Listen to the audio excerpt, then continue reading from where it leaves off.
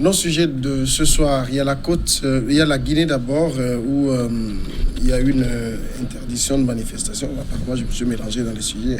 Et la Côte d'Ivoire, Ouattara qui renonce à être candidat à la présidentielle d'octobre. Nous parlerons aussi du Togo avec des déclarations de deux personnalités. Brigitte Adjamabo d'un côté, il nous faut cette victoire-là pour que nous avons déposé dans les urnes.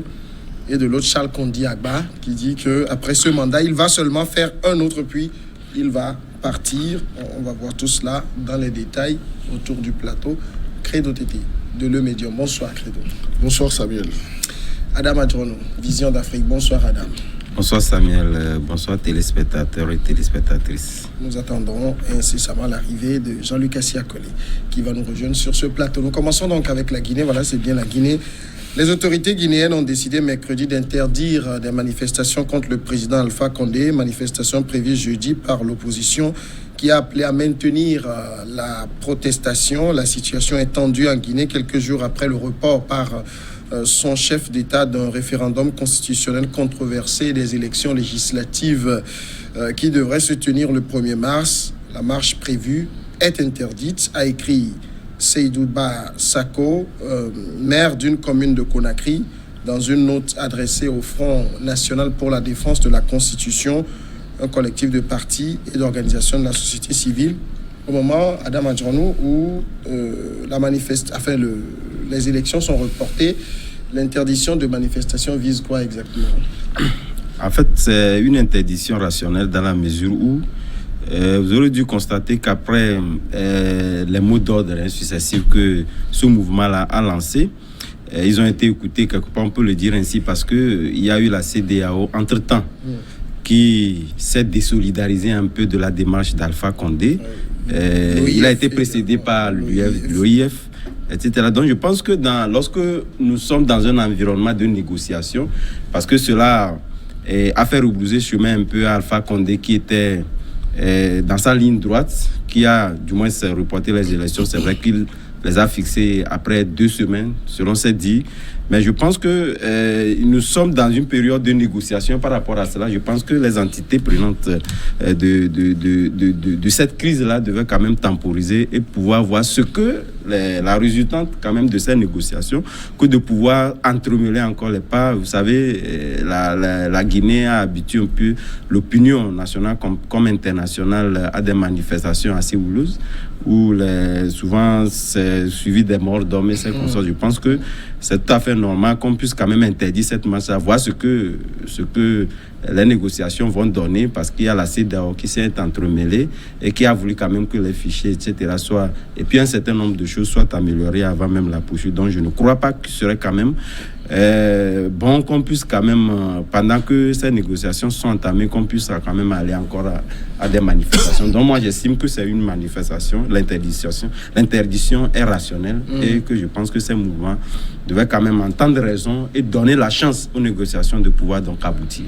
Alors, donner la chance aux négociations de pouvoir aboutir. Le pouvoir, de son côté, a justifié l'interdiction de la manifestation, d'abord par les préparatifs, credo de la journée du 8 mars, la journée internationale des droits de la femme, et puis par la présence d'une délégation de la CEDEAO, en quoi le préparatif d'une journée internationale des droits de la femme peut être un obstacle à une manifestation. Non, mais moi je dirais d'entrée peut-être que les autorités guinéennes voudraient donner un cachet spécial à cette célébration de la journée du 8 mars. Mais moi je penche beaucoup plus sur la présence actuellement à Conakry d'une mission technique d'assistance à la CENI de la Guinée-Conakry. Donc là, il s'agit de travailler justement sur le fichier électoral qui n'a pas eu le consensus qui a été décrié. Et également, à ce niveau, il faut saluer, disons, la promptitude du président de la commission de la CEDEAO, parce que dans la liste des experts qui ont été retenus, là, dans la première liste, donc il y avait un expert qui est bien connu du peuple de la Guinée, et lorsque les voix se sont élevées, donc rapidement on a pourvu à son remplacement. Et M. Tall, je crois qu'en 2015, aurait joué un rôle qui n'était pas du tout catholique. Et donc il aurait, selon les soupçons, les informations, participé au tripatouillage du fichier électoral en faveur du président qui est actuellement au poste. Donc là, je crois que c'est la présence même de cette mission de la CEDEAO à Conakry qui a encore attisé, disons, les choses, parce que l'opposition guinéenne a voulu ou bien veut profiter de cette présence pour mieux se faire entendre. Et ce qui est tout à fait normal. Ce qui est tout à fait normal. Donc on ne peut pas leur reprocher cela. Et du moment où ils ont également déjà élevé la voix pour dire, en plus de la mission de la CEDEAO, donc si on peut y adjoindre des experts également de l'OIF, ça va rassurer toutes les parties. Alors, oui. Ben, moi, j'estime que, vous savez, dans une période assez tumultueuse comme celle-là au niveau de la Guinée, aujourd'hui, surtout, pour justifier un peu cette manifestation, c'est que lorsque vous prenez un peu les caciques du camp d'Alpha Condé, ils estiment que, parce que lorsqu'on prend un peu le préambule de l'objectif même de la mission, c'est justement pour travailler seulement sur le fichier. Or, aujourd'hui, je pense que si l'opposition adhérait, le fichier certainement serait lavé, mais si l'opposition adhérait à la participation de ces élections-là, ce que ne voit pas d'ailleurs même le camp de l'Alpha Condé, qui estime que la période du dépôt où carrément les gens ont opté carrément pour le boycott, il faudrait quand même qu'on soit sur cette lancée-là. Or, la CEDEAO, je pense que pour jouer véritablement à la médiane, devait quand même plaider à ce que l'opposition, si réellement les conditions sont remplies, puisque l'opposition puisse participer réellement à ces élections. Ça va peut-être revenir à repousser les élections de moins 3 mois. Oui, le glissement de calendrier n'empêche. Je pense que s'il faut glisser le calendrier pour qu'on ait une période assez calme, pour que les partis puissent s'entendre sur ne serait-ce que le minimum, pour qu'on ait quand même une période assez apaisée pour organiser ces élections, je pense que ce n'est pas mauvais en soi, mais réellement, on sent directement que les objectifs un peu cachés ou les agendas cassés des cassés, comme je le disais tantôt, d'Alpha Condé, ne veulent pas réellement que l'opposition puisse quand même aussi participer, parce qu'ils ont opté pour le boycott, qu'on soit sur cette lancée-là, et qu'ils puissent quand même aller et finir quand même avec l'agenda caché qui, aujourd'hui, quoi qu'on dise, n'est pas prononcé, mais tout le monde le sait en réalité. Oui, non, mais moi, je voudrais nuancer un peu. Parce qu'aujourd'hui, dans le dernier discours du chef de l'État guinéen, le professeur Alpha Condé, il a annoncé un report de 2 semaines. Oui. Mais techniquement, ça ne peut pas se passer. Pourquoi est-ce que je le dis? Parce que selon les informations, cette mission, je rappelle, c'est une mission d'assistance technique à la Commission électorale nationale indépendante de la Guinée. Donc, cette mission a 10 jours pour rendre son rapport. Donc, si on considère les 2 semaines de report à partir du 1er mars, donc c'est dire, si on fait la soustraction des 10 jours, donc ce n'est pas en 3-4 jours qu'on va convoquer le corps électoral. Donc, c'est dire que ce n'est pas tenable que les 2 semaines de M. Condé soient respectées, parce que le rapport de travail ou bien d'expertise de cette mission doit être soumis à tous les acteurs politiques et avoir, disons, leur aval. Donc, c'est dire que là, on peut tendre vers 1 mois ou bien 1 mois et demi à partir de la date initialement prévue pour les élections.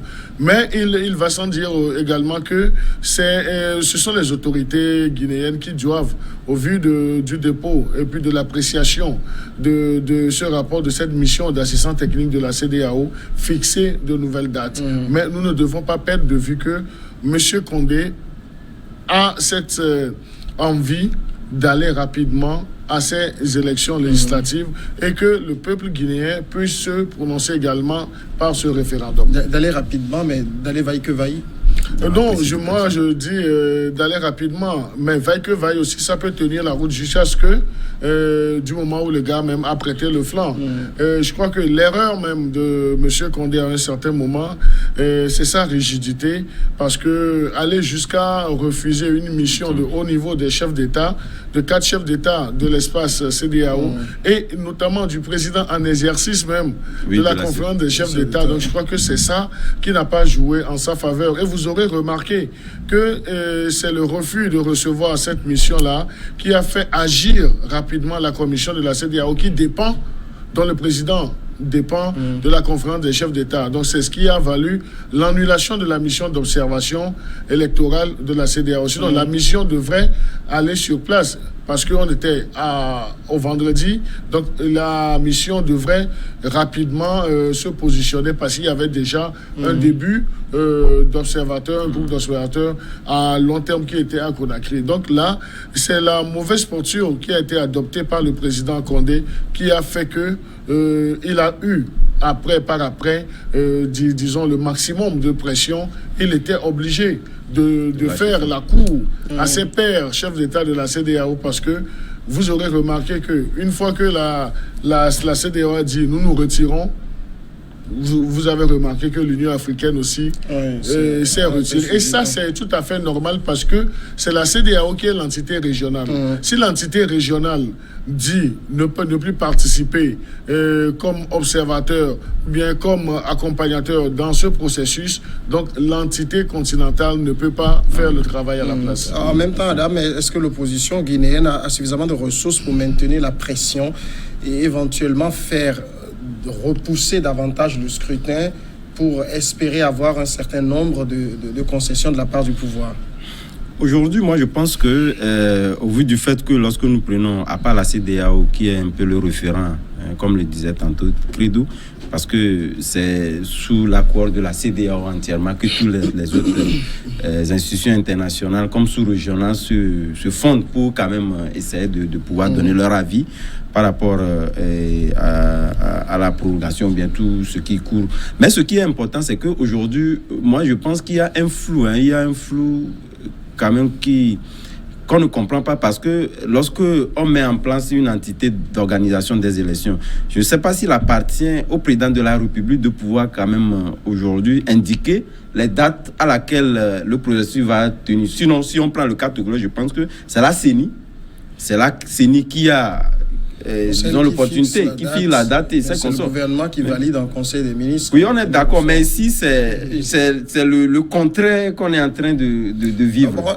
Bon, c'est vrai, on peut quand même... C'est vraiment le contraire, parce que c'est le gouvernement qui convoque le corps électoral. Bon, mais tout compte fait, je pense qu'aujourd'hui, à partir du moment où les institutions internationales, surtout la CEDEAO, qui s'est mis dans la balance, je pense que l'opposition, quand même, devait aussi pouvoir un peu, disons, se résigner et permettre à la CEDEAO de réellement les écouter. Sinon, par exemple, organiser une manifestation à partir du moment où il y a déjà la CEDEAO qui est là, où on peut quand même se référer à la CEDEAO, pouvoir quand même se passer. C'est une mission d'expertise électorale. Non, on est d'accord. Elle n'a pas vocation non plus à écouter les partis.